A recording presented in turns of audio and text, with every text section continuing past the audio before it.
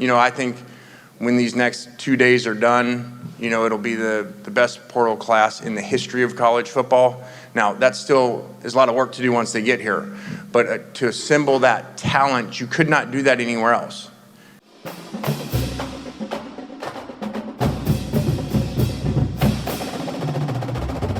And we say Happy New Year to you and a pleasant Wednesday morning. It is January 21st. We are back and in the saddle here in our new digs here at Pelican Sports TV. Hello, everybody.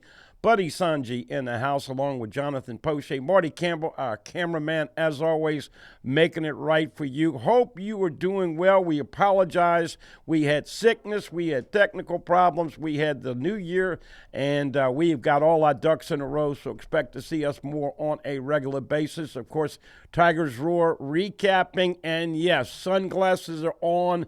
LSU basketball getting beat double digits again at Florida last night. Started the game off decent, and before long it was a double-digit lead for Florida. They prevail and win by 18. Once again, 79-61. Lady Tigers have won 3 in a row after losing their first 2 in the conference. They'll be at A&M tomorrow night. And, of course, many of you excited about the transfer portal, Lane Kiffin, and all the things happening with LSU and Jonathan Poche. Good to see you again, JP. You and I were talking about this at the end of the year, how many players were going to come in here. Not a lot of retention on this LSU roster, somewhere in the 28 to 30 range, but 14 new recruits. And JP now looking at 40-plus transfer portal acquisitions. The last one happening this morning, Prince is the linebacker from Ole Miss. Yeah, I got his last name. It's a little tricky to say, but I'll just say the Prince has landed, and he is another edge rusher. T.J. Daugherty, of course, also signed up with LSU at 11:59, the minute before the portal closed on Friday night. And so Tigers looking good. JP will go through the roster, but Happy New Year to you. And did you ever in your wildest dreams feel like Lane Kiffin would restock, along with Billy Glasscock, the GM, and everybody on his staff? You had any earthly idea they would load up? This is a numbers game, and LSU now has more depth. Mike Scarborough and I were talking before the show today. This is probably the best roster LSU's had since the 2019 championship team, but they got to be a team. Don't know how they're going to play. Don't know about the chemistry, but Tiger fans got to be excited about the future of LSU football under Lane Kiffin, JP. Yes, sir, Bud, man. Great to see you, first of all, and Happy New Year to everybody out there. Appreciate you tuning in to Tigers Roar. Of course, you can go check out our YouTube page at youtube.com/Pelican Broadcasting. Catch all the old Tigers Roar, everything we do at the Pelican. While you're at the page, go ahead and click the like, the subscribe, and notification button. That will certainly help us with the algorithm. Yeah, Bud, man, the king of the portal king for football, Lane Kiffin, comes to LSU with seemingly unlimited resources. And just take one position group. You go from a quarterback room that was empty to now one of the strongest quarterback rooms in the country. Of course, you bring Sam Levy, you bring the kid from Elon, you bring the kid from Southern Cal, and all of a sudden it's going to be a very competitive quarterback situation for LSU, and that's just one position, Bud, man. If you're an LSU fan, you have to be excited by the talent that Lane Kiffin is able to assemble in such a quick amount of time. You know, the College Football Playoff Championship was this past weekend. Kurt Signetti, of course, brings Indiana to their first national championship. We'll talk about that a little bit later. But that's how quick a turnaround can happen, Bud, man. 2 years is all it took to go from the losingest program in college football history to a national champion. And certainly LSU fans have a lot to be excited about. Every day, seemingly since the portal's been open, another commitment to LSU. Certainly been racking up in a lot of 5-4 stars, highly talented players that are playing at big programs. But as Lane Kiffin just loves to say, it's just different down here. And love what he's doing in recruiting. Of course, I don't know, Bud, man. Has Jordan Seaton, has he committed yet? As we tape here on a Wednesday morning, has Seaton committed to a team? Well, we give you breaking news on Jordan Seaton. Is still not officially done. LSU people feel very good about it. Of course, Seaton came over here for a couple days on a visit, And then his uncle is his agent and lives in Atlanta. Lane actually flew to Atlanta to meet the uncle and Jordan Seaton. Oregon did not get a visit, but Dan Lanning, the Oregon coach, did make a visit to Atlanta, so people are waiting on bated breath. Look, the tie-in with Oregon is that Seaton tweeted when Dante Moore, the quarterback, is going back to Oregon and not going to the NFL. That's the first thing that Jordan Seaton tweeted about that, so we knew Oregon was going to be in the mix. Everybody's waiting for this thing to drop. I think we're going to know something that looks good for LSU, but you never know, especially in this time of NIL. But this, folks, is the final piece to the puzzle to give you a very, very competitive team. And I know people, what kind of record, what kind of preseason ranking, all that. Forget all that. JP, we're talking about 3 big-time quarterbacks. We're talking about 6 running backs. We're talking about 13 wide receivers. Yep. And here's the big one. The offensive line has been restocked. Got a ball from Maryland, who looks like he's going to be a right guard fit. Got Devin Harper from Ole Miss, could play left guard or left tackle. You get Jordan Seaton at left tackle, then all the pieces to the puzzle, and that will give them 41 or 42 transfer portal signees. And once again, they are just loaded. So many safeties. Probably need a D tackle or two, but they've got some incoming freshmen coming in. But, JP, when you talk about it, about 30 retained from the team, 14 signees with the December 3rd to 4th, 5th early signing period, and now another 40-plus in the portal. It's going to take a while for everybody to get acclimated, these new players, these new names, but you're talking about 55 or more new players on the LSU roster, and it will take a while. But, look, it's these guys have all played some football. They've came from big programs. Many of them, as you alluded to, were 4 or 5 stars. And so bottom line is that you're going to see an appreciably deeper and more talented team as LSU takes the field the night of September 5th. But all I can tell you, JP, is, Scarborough wants to throw a number out there for a record. All I can say is that it's going to be exciting times. We hope that we have some availability to get you acclimated to the new players in the spring. But and then, of course, retention of a lot of the defensive coaches and all of the great coaches coming over from Ole Miss on the offensive side of the ball. I don't think any of us could have thought that Santa would be so good to the LSU football fan base this year. No, but, man, and I don't think that Lane Kiffin and Virgil Osbury have gotten enough credit as they deserve. I mean, it's a situation that's pretty much unprecedented. You hire a coach, his team's 11-1 in the college football playoff. They have half the staff leave. Some of the guys go back while you're trying to recruit the portal. You bring in all this talent while you're trying to juggle all these balls in the air at one time. And the first time AD Virgil Osbury, I think he's knocked it out the park. Lane Kiffin, we'll hear from him a little bit later on the show. He had a power breakfast he went and spoke at, and he'll tell you, it's been an amazing opportunity. You bring the recruits out to the field, the lights are on, they play a video for them, and it's just everything's working right now for LSU's favor. A lot of momentum with the portal, and I read something on the internet, Bub, man, I kind of want to get your thoughts. Now, with Lane Kiffin next season, LSU will be the most vilified school, the most vilified program in college football, in my opinion. They'll talk about how he left Ole Miss. They'll try to run this name through the dirt. They want to find a reason to put the target on LSU's back.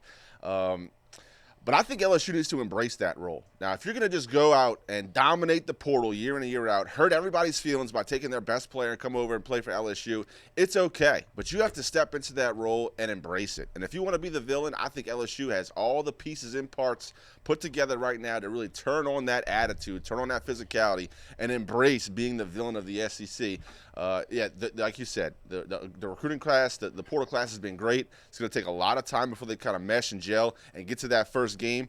But I'm excited, Bud, man. LSU fans have to be excited. Billy Glasscock done a great job as the GM here at LSU in his short stint. So not much to complain about, Bud, man. I don't know if maybe LSU fans wanted the quarterback out of Washington, but Sam Leavitt, I mean, this kid, if you haven't watched Oregon State, as a freshman took him to the playoff, very talented with his legs. Yes, the captain of that team was Cam Scatterboo, but Sam Leavitt is a dog. And he did get hurt, injured last year, dealing with some injuries, but we'll see some highlights of Sam Levitt. He can absolutely hurt you with his legs, dynamic runner, and has a very powerful arm to push it downfield. So just the right fit for a Lane Kiffin-style offense. LSU fans have to be excited about this upcoming offseason leading in to the 26th season. And I think you made a great point, JP. Look, if you're an LSU Tiger fan and you're on social media, then don't have thin skin because, as JP so eloquently just said, they are the bad boys. Everybody hating them.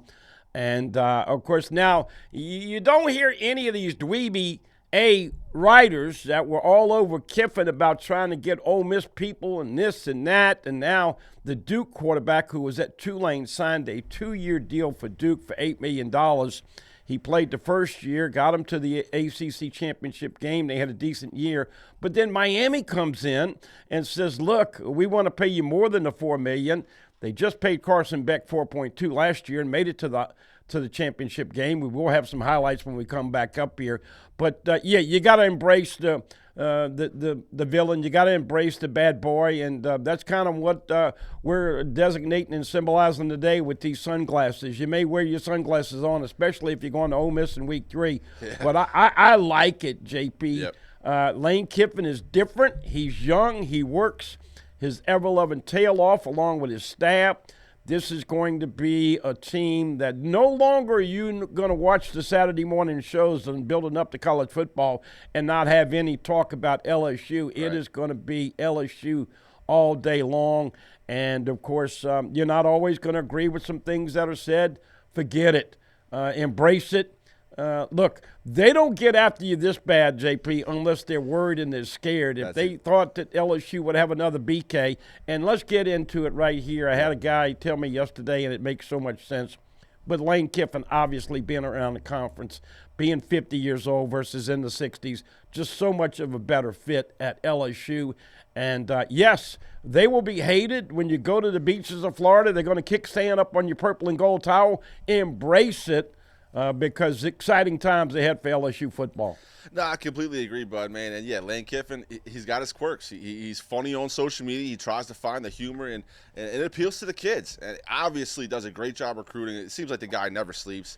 Yeah, you mentioned this past weekend, he tweeted out the 11:59 tweet, and then, of course, got the big linebacker out of Ole Miss, the leading tackler in the SEC. You're not just taking guys. You're taking their studs, their captains. And, yeah, it does fuel some negative feelings towards LSU, and that's completely understandable. But, yeah, as LSU fans, you just got to breathe it in. Now we're the bad boys of the SEC. It's time to strap them up tight and really show people what the purple and gold is all about. All right, it's always a sad day for me personally. The Tuesday afterwards, of course, this is a Wednesday, but always sad when we put college football to bed. But let's roll some highlights. Once again, Indiana, what an incredible story. Mark Cuban was their NIL sugar daddy, and, of course, he's the guy that spent all the money. And here we go, right out of the gate, the Heisman Trophy winner. And once again, a lot of physical play with him getting knocked out and hit late and all that, but Fernando Mendoza proved that he was a worthy Heisman Trophy winner this year. Yeah, I thought Miami did a great job early in this game being really physical with Mendoza. This was a targeting that was not called. Kurt Cinetti was not happy about this no call. Absolutely was crowned the helmet to the face of the quarterback. He had a bloody mouth after this, but what toughness he showed. And truly, Miami did get after him. They hit him, they hurt him, but just stood in the pocket, ran the offense. There you see him spitting out the blood. That's a great Heisman moment. There you see Kurt Cinetti, who I think immediately vaults into the top 3 college football coaches in the league right now after this win. What a fantastic job he's done in Indiana. But here's Miami moving. There's C.J. Daniels, former Tiger. He had a pretty good game for the Hurricanes, bud, man. And, of course, Indiana ran very, very hard. Their running backs very, very hard. Look, Miami played tough. It's 10-0 at halftime. But here we go as they get in. I think this is when it's 3-0. They spotted that, but they got in there. 10-0 at halftime. And kind of a snoozer and a boring game. A lot of defense, but it really kicked up in the second half, JP. Yeah, and credit to Miami's defensive front. They absolutely got after the quarterback and did a pretty good job shutting down the run. Kept this game close. Folks, Carson Beck struggled to move the football down the field early in this football game. You saw the completion to C.J. Daniels early. Here's another one of Daniels on the left side. But 10-0 all the way pretty much to halftime. And to me, Bud, man, to hold Indiana after the points that they were putting up against everybody else in the CFP, I thought Miami was in a pretty good spot heading into halftime. Yeah, no doubt about it. Of course, here, once again, is another sack. Miami did have 3 or 4 sacks. They did have some roughing the passing and targeting, but they got away from that. And once again, I think that's Bain. That's Bain. Number 4. He's going to go high in the draft, tracking down Mendoza again. Yeah, a lot of Saints fan hope is that guy falls to number 8. Unfortunately, I don't think that's going to happen. It's a big run for Miami's bell cow running back. Got great size. Here's the first time they get on the board, 10-7. Now it's a game in the third quarter, Bud, man. Mark Fletcher taken to the house, and that made the complexion of the game. And here we go, folks. Not taking care of business on special teams. The block punt, and you're covered. 17-7, Indiana. Big play on special teams, JP. Huge swing for Indiana. Did a good job hitting Miami deep to get that opportunity. Big block punt. Of course, Miami does hold on to a punt, drive down the field, and now they score a touchdown, Bud, man. 17-14, and you're thinking maybe Miami has some momentum. Sad to see Fletcher did throw a punch after the game. We'll get into that. So it's 17-14, and here we go. Back shoulder throw on 4th down. Great call. Signetti called 2 timeouts to get that play in, JP. Yeah, this took a lot of guts, Bud, man. 4th and 5, game pretty much on the line, and here's another great Heisman moment for Mendoza. Lowers his shoulder, his beautiful parents. What an awesome story that is, Bud, man. But an awesome run, very tough. Happy for Mendoza, happy for the family. No doubt about it. Reminded me of Joe Burrow in 19 when LSU called the timeout. Joe had the quarterback draw, ran it 33 yards. LSU invariably scored right before half. This is just a lunge. He takes a penalty. He takes a hit, and once again did not fumble the ball, so you got the deficit back to 10 with Miami. And here's a guy that I love, and I've loved him all year, Malik Toney. He is unbelievable with the ball in his hands. Yeah, Malachi Toney, fantastic receiver. Good on the ground. Here's a handoff. Nice spin right there. Going to get into the end zone. Boom, there it is.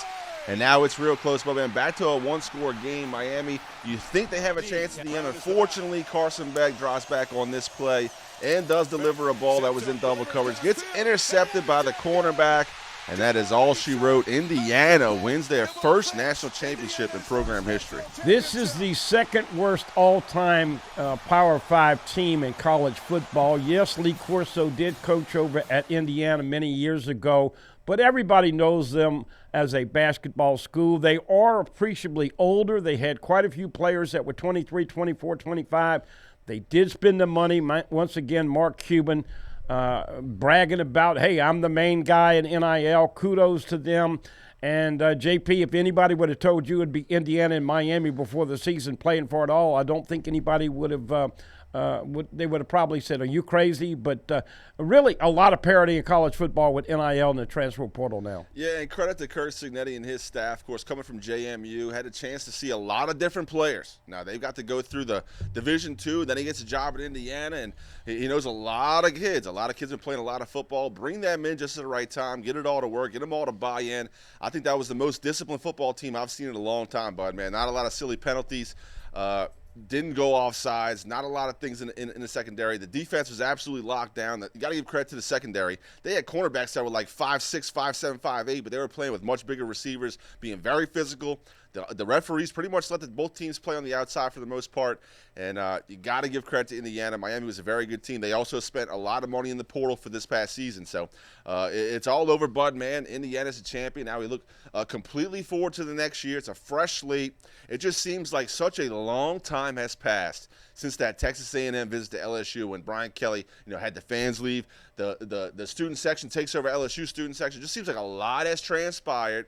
Now that the college football playoff is over, the champion has been crowned, and now it is truly time to look forward to the Lane Kiffin era here at LSU. Good time to be an LSU fan. We'll take a quick time out and come back with more on this edition of Tigers Roar right here, Pelican Sports TV. Buddy Songy, Jonathan Poche, and, of course, Marty Campbell behind the cameras, making us look as good as possible on this hump day in the capital city right here on Tigers Roar. Back right after this.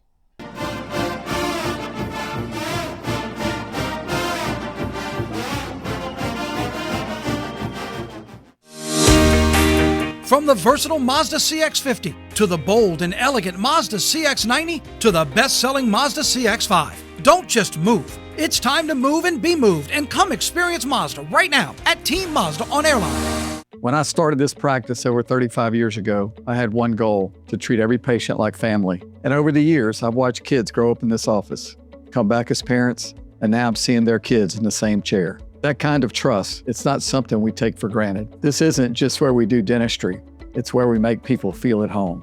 Frugier Family Dentistry, where you treat it like family. Call or visit FrugierFamilyDentistry.com to schedule.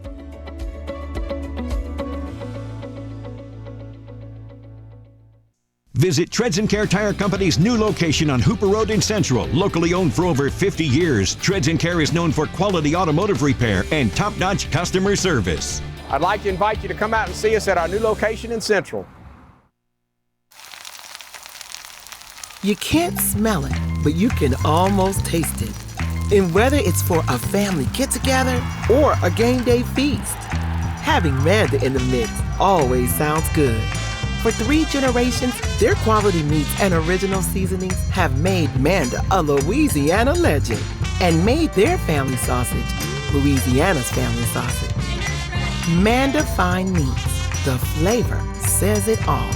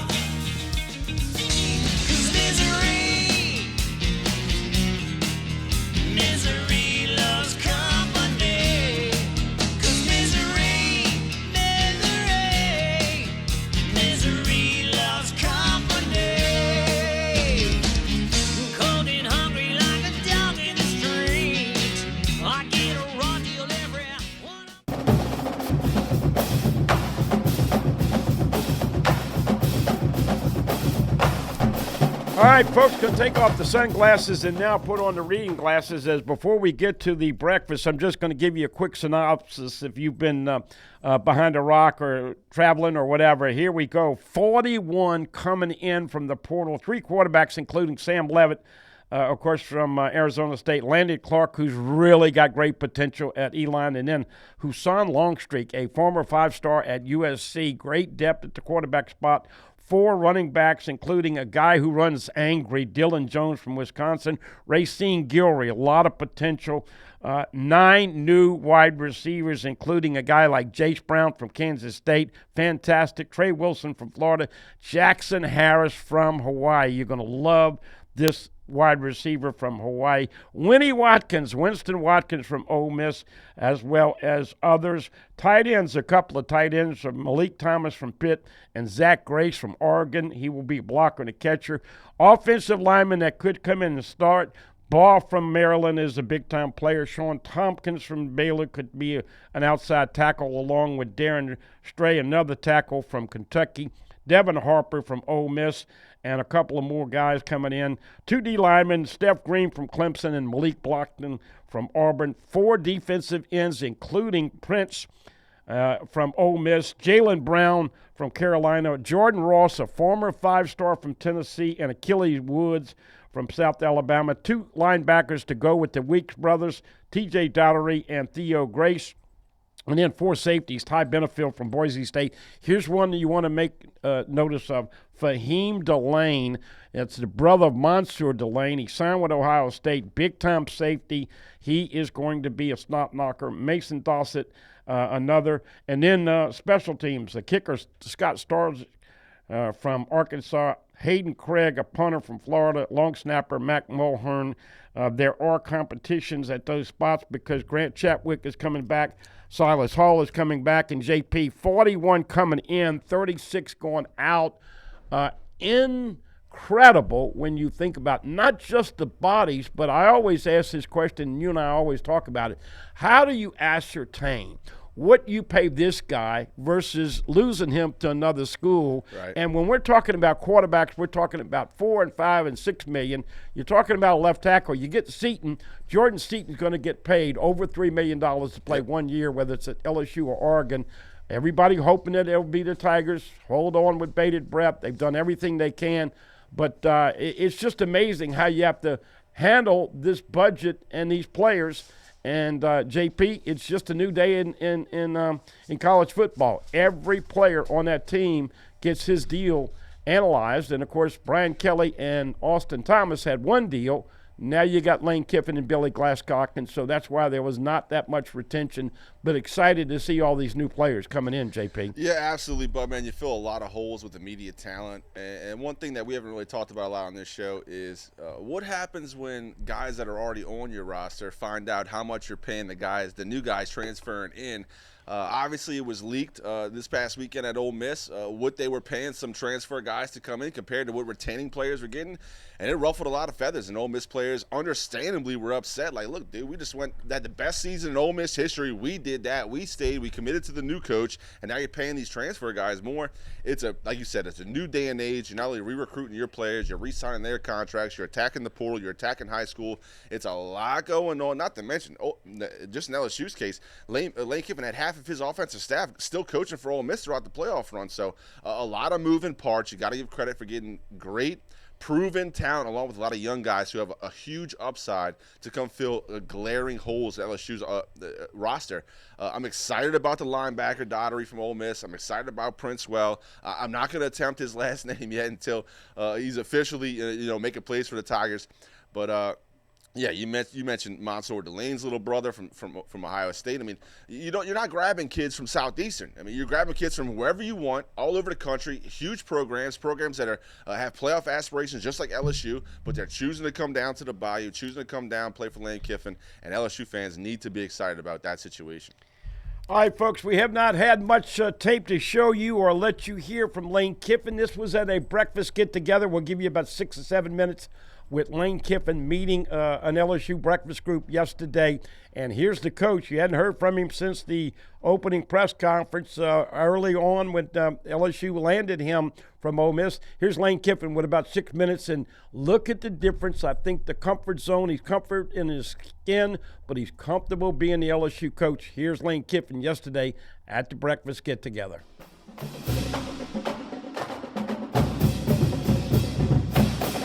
Thanks for having me. I did not know what I was getting into because they told me about a few days ago, they're like, hey, we have a breakfast to come over to. And I was like, okay. And there was 3 recruits waiting, and Verge explained all of it to me, and I didn't listen to anything. But we got the 3 recruits.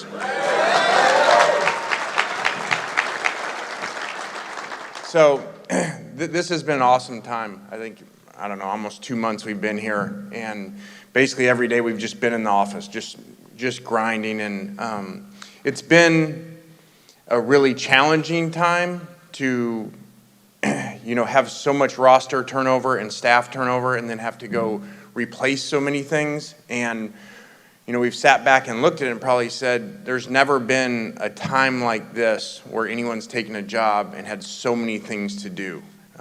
Besides just the portal and all the roster and the situation of how players can leave and there's so much turnover at every roster in America, but especially where there's new jobs.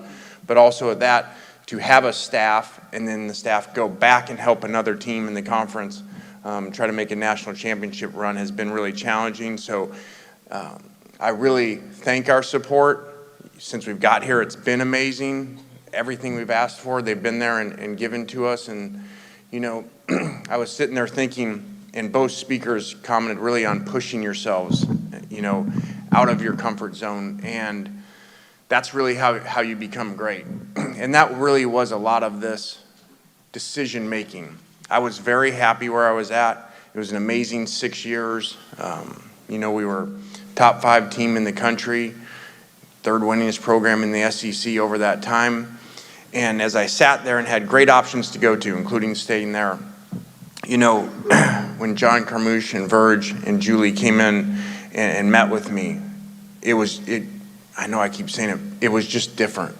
The feeling was different. And as I sat there and I told the story at the press conference, I was torn. And when I called Coach Saban and talked it through with him, he said, Lane, you'll always regret if you don't go to LSU. It's the best job in America. And when he said that, that really made the decision for me. And as I've looked at it, it has pushed me. It has got me out of a comfort zone that we were doing amazing things, but you come here and you feel the power of the place. And it drives you every day to even go to another level. And our assistant coaches that have come from, a lot of them from there and other places around the country that have coached in the NFL, won national championships, you feel different. And we walk into the stadium at night with these recruits, and there's no crowd there. And we walk out there at night and the lights are on, and we play about a 3-minute video of great teams, great players that have been here. And they all say the same thing. They're like, it just feels different. These guys are coming from big time places in the portal and played in big time stadiums. And so I'm really honored to be here to represent you guys and to put together this staff and the roster that's coming in for those of you that follow it.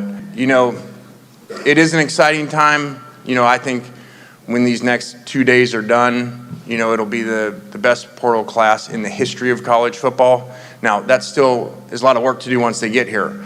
But to assemble that talent, you could not do that anywhere else.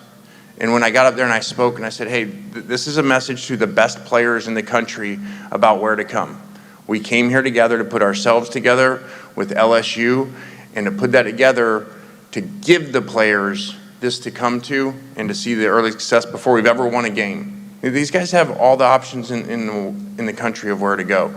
And really, as you get really to this last week and they've seen the other great players come, we've got guys that normally in a situation would say, you guys are already loaded at that position, I'm not coming there. And when they come, they say, actually, these other places, sometimes they're offering more money, it's a better depth chart to go into, but those are the guys that are choosing to say, I don't care, I want to be part of this special thing. And I want to be part of a great LSU team, that there's been so many great LSU teams in the past, but now you get a chance to be one that starts a new era, that changes everything. So in that first year when we have that great season, they're always remembered when they come back 10, 20 years from now, like, man, remember when LSU was down a little bit? We were that team that brought it back to where it had been before and where it will stay. So it's just a really exciting time to put it all together. And, we create an atmosphere that people want to be at, not have to be at. And our coaches and our players feel that.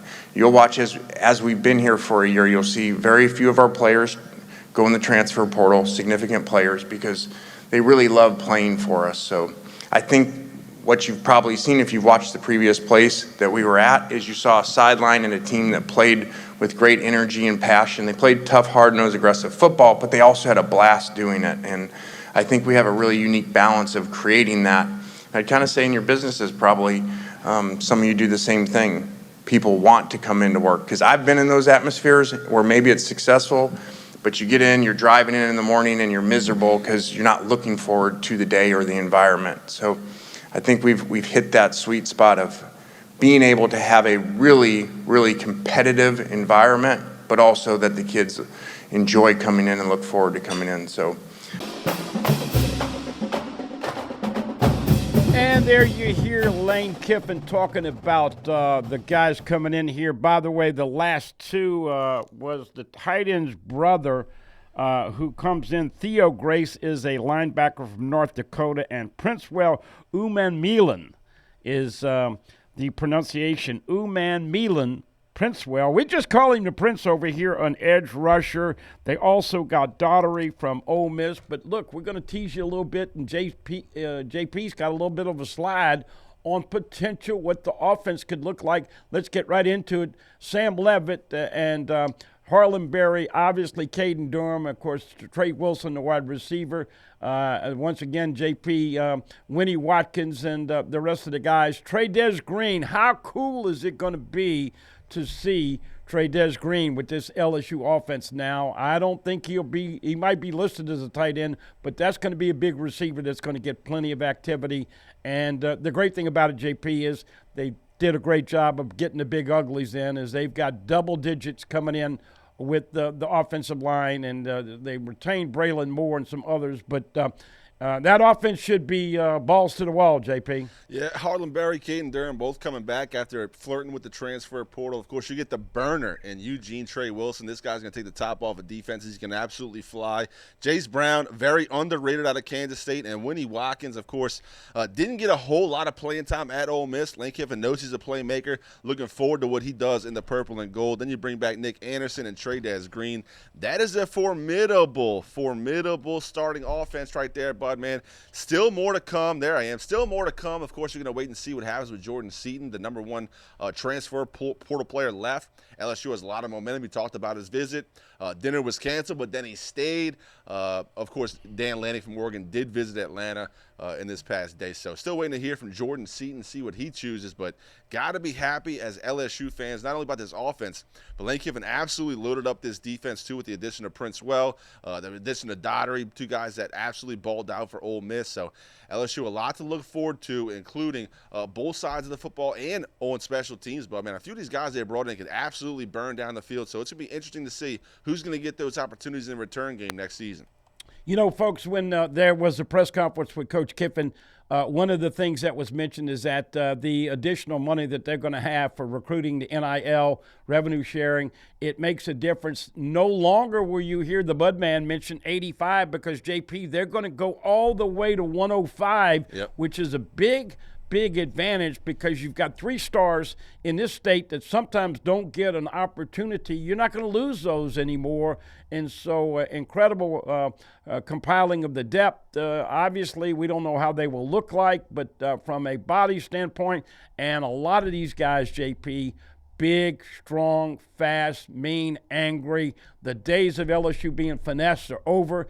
LSU needs to be physical at the line of scrimmage. You know you have to have that to win in the SEC and on the national level. And Nick Savage is your new strength and conditioning coach. I'm hoping that we're singing his praises come September and October because LSU's got to get bigger, stronger, and nasty at the line of scrimmage. And you saw with Indiana, that's what they did. First team to go 16-0. By the way, you remember your Tigers' first team to go 15-0 with the SEC. That's right. They did it before Georgia and Alabama in 2019. We shall see if we've got championships coming in the future under the tutelage of Lane Kiffin and his great staff. Quick timeout. We come back with more. Let you see what Sam Levitt looks like along with others on a Wednesday edition of Buddy Sports Talk. That's on the radio today at 1 to 3. Check us out, Pelican Sports Radio for radio, Pelican Sports TV on this Wednesday morning. Replays tonight. Don't forget Chris Powers and others. Glad to be with you. Tigers Roar, back after this on Pelican Sports TV.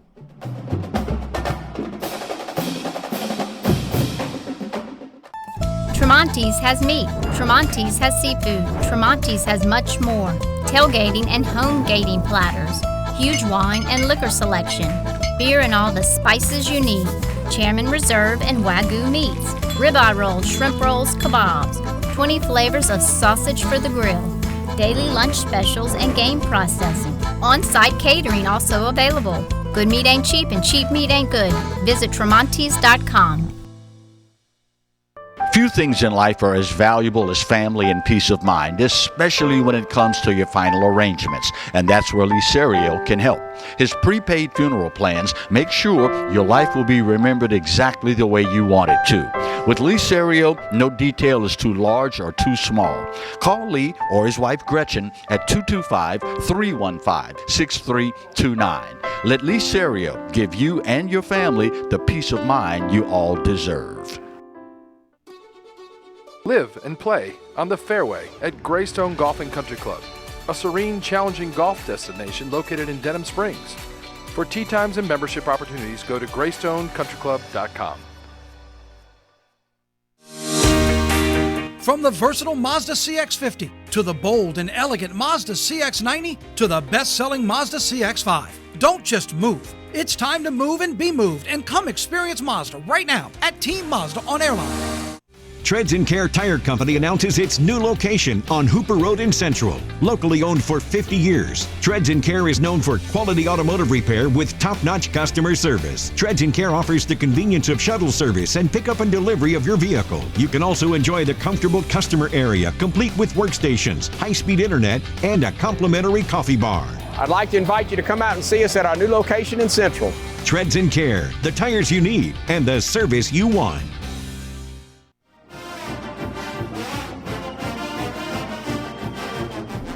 By the way, Nike announcing a long-time extension with LSU, and we are still waiting to see what Jordan Seaton is going to do. He is the big left tackle at Colorado. They list him as a 5-star plus. He's going to command north of $3 million for 1 year. LSU and Oregon seem to be the final two teams.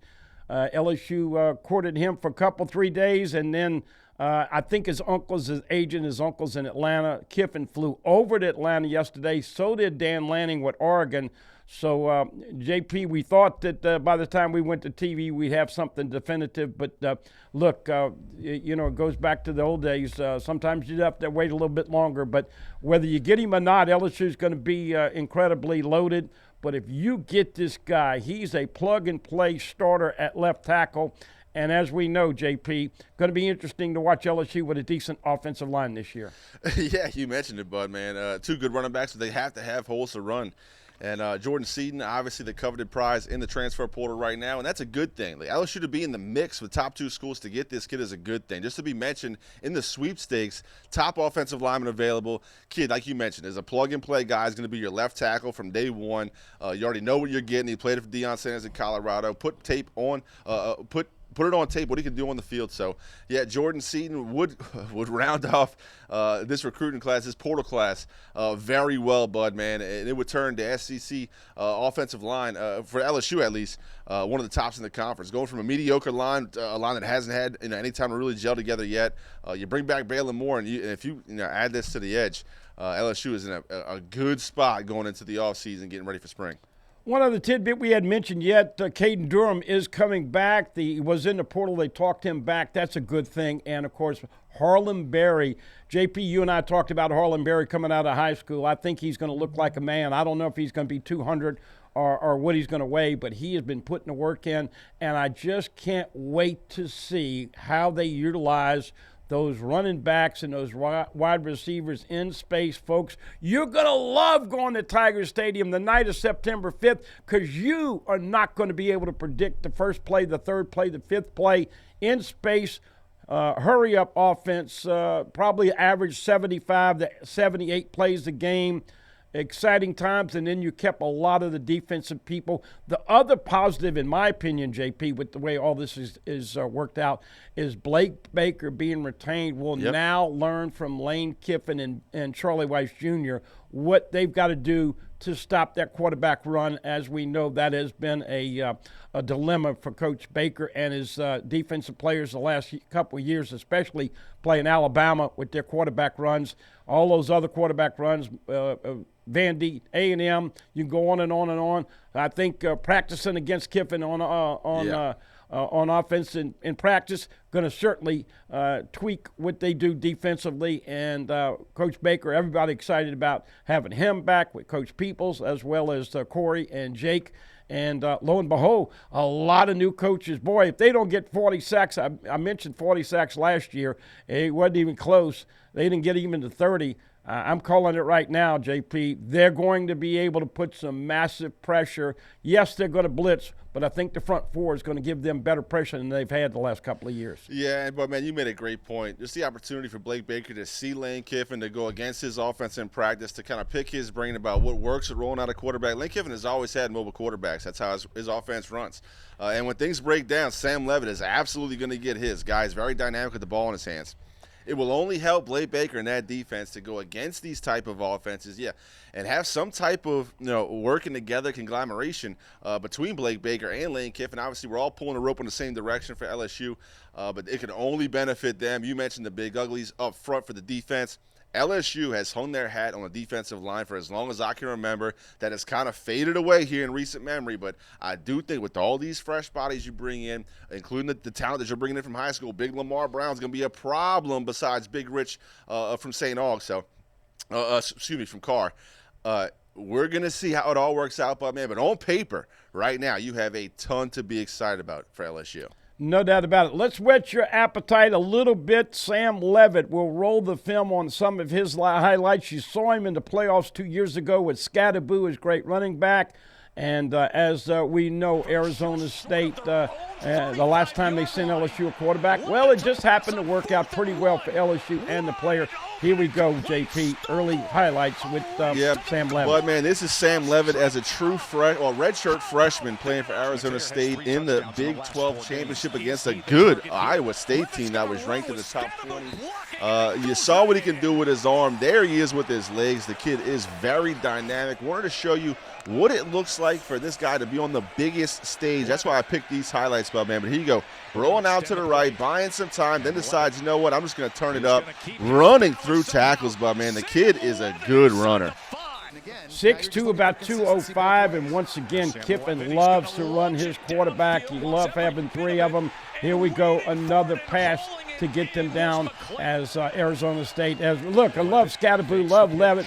He does have an injury on the foot that he's got to mend, and we'll see what his availability is. There he is once again putting Arizona State in the possibility to score, and just has the kind of Kiffin attributes that you want at quarterback, whether you run and smart with the football, ball security as a quarterback. Yeah, as a redshirt freshman in this game, so decisive. When it's time to run, he absolutely puts his head down, tries to get what he can. Obviously had playmakers on the field with Scadaboo in his time with Arizona State. But here's a great throw off the back leg. This shows the arm strength. Great placement for the touchdown. And I'm going to show you this last highlight, brother. We have two more.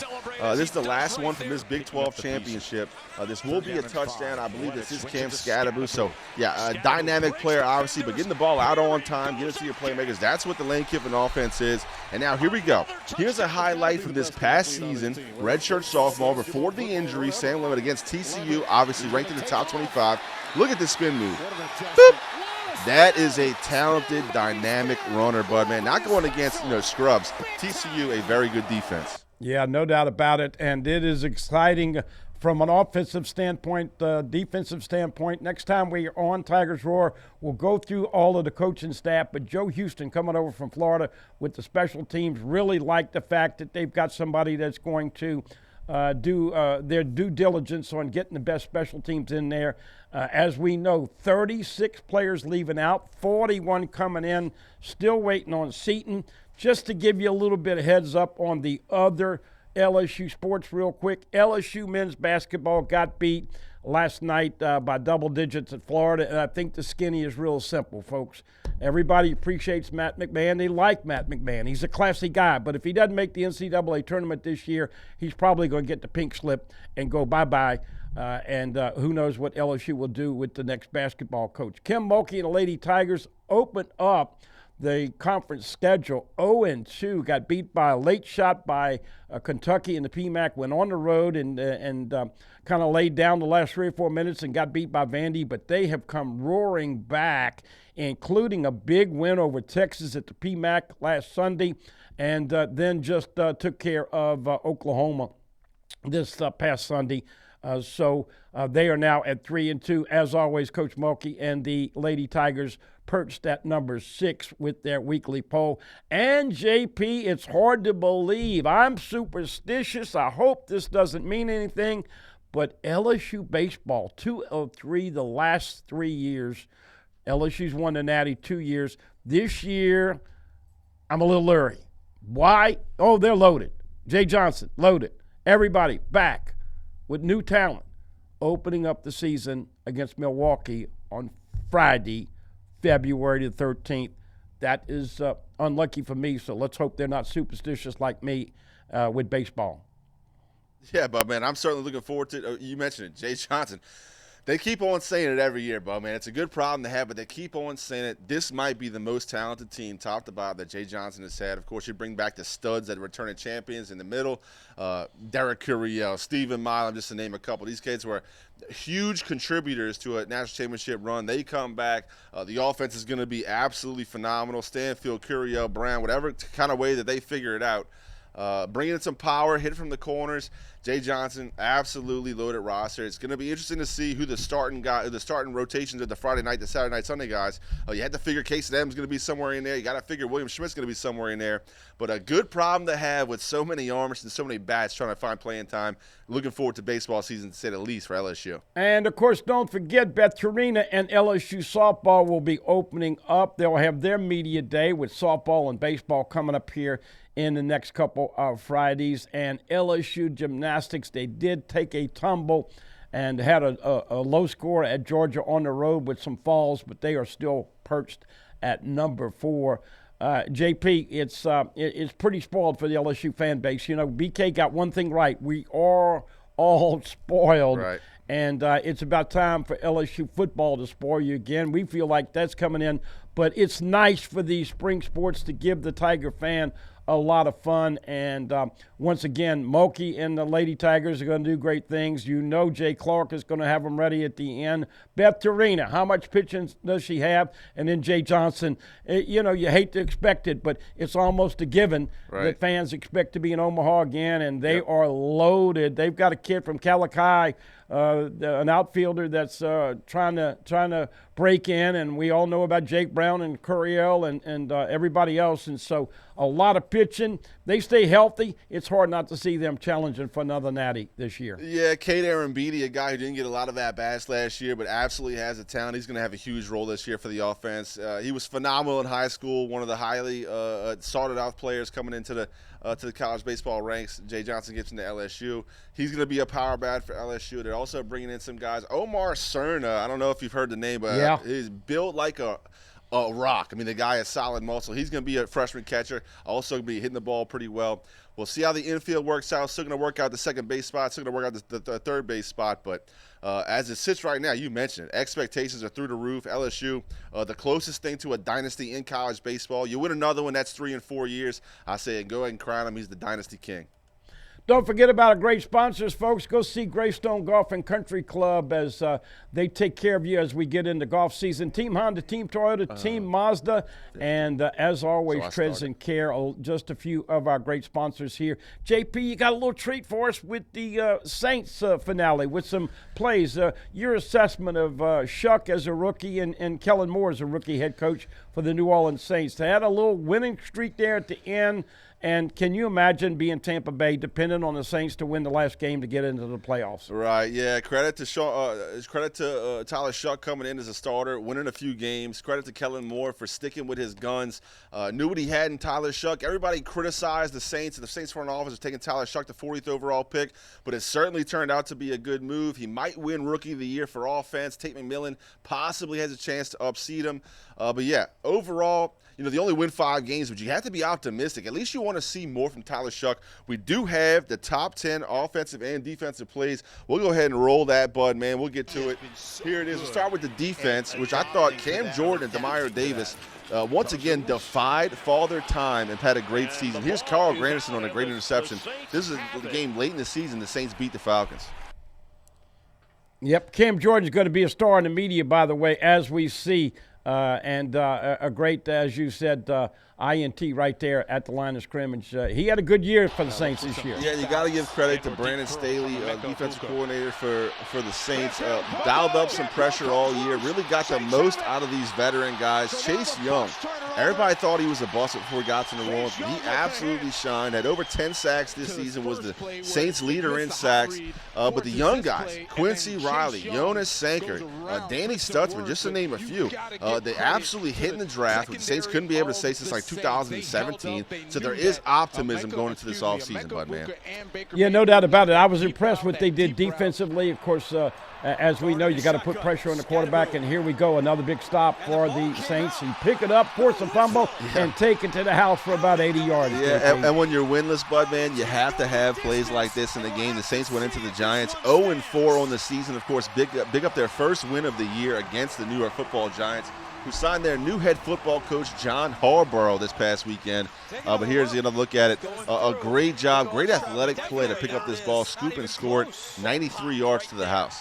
You know, that's one of the things I think that Blake Baker and the LSU defense are going to do, have big plays. And when you force the turnovers and INTs, take it to the house. But, look, you can't have enough of those on defense. And here we go against the Falcons, the first game of the year. Great interception on a tip right there. And there's Justin Reed, another offseason acquisition by the Saints front office, coming over from Kansas City. Obviously the brother of Eric Reed, former LSU Tiger, gets his pick 6 for the Saints. And right there at that point, it's a 10-7 game. How you like the all-black unis this year, JP? I think the Saints have always had the best color scheme in the NFL, but the way that they are getting creative with the black helmets, the white helmets, the all-white unis, the mixing up the pants with the deep black and gold stripe, I think the Saints are knocking it out the park with these uniform combos. Another takeaway for a score right there. Here we go. This is one more defensive play that looks like Chase Young. Not only does he get the sack, but he takes the football away and ends up going in for the score. Yeah, that was an unbelievable play. There you see Alontae Taylor working his way down to the goal line to get him a block. The Saints love Chase Young, and Chase Young seems to love playing in New Orleans. He had a fantastic year. He was one of another playmakers for the defense. But the trifecta, you strip it, you pick it up, and you score it. Fantastic play right there by the former Buckeye. Love his consistency. As you said, double-digit sacks this year, and that's what every DC wants, is that you get pressure with your front four. But look how athletic that man is. Yeah, and the Saints defense, credit to them, they never gave up all year. Credit to the defensive coaches. Look, they didn't have much to play for. They were already eliminated from the playoffs, but all they did was go 2-3 in their last 3 games, beating 2 divisional opponents. Thought they were going to win it end it with a win streak, Bud, man, but the defense played hard all season, didn't give up, playing for a lot of pride, and the veterans like the Mario Davis and Cam Jordan absolutely shine in this Brandon Staley system. Obviously, with Shuck moving forward, we'll see what happens. But at running back, we've seen the last of Alvin Kamara, and what are we going to do with Chris Olave? Here's another excellent run, and getting him in. He had a good year at the end of the year. Audric Estime had a great year for the Saints, coming on late. At the Saints dealt with a lot of injuries. Kendrick Miller goes down, Alvin Kamara goes down. All of a sudden, Estime gets his shot, and he ran the ball hard for the Saints. This is a nice highlight against the Titans for a touchdown. And let's see if we got one more. We'll replay that again. Of course, the Saints, as we said, Tampa Bay, had the Saints beat Atlanta, Tampa Bay would have made the playoffs. Instead, Carolina. And for those of you that are watching one more time, here we go. This is going to be Chuck with a little fade route and excellent catch-up. Olave, to me, has got to be more consistent, JP, but there was Juwan Johnson. Yeah, this was Olave's best year as a Saint. He really did step up after the Saints traded Shaheed away to Seattle. Juwan Johnson, who also played with Tyler Shuck way back in the day. They were roommates, I believe, at Oregon. They have a lot of chemistry. I thought Juwan Johnson played his best football by far when Tyler Shuck got in the game. And here it is.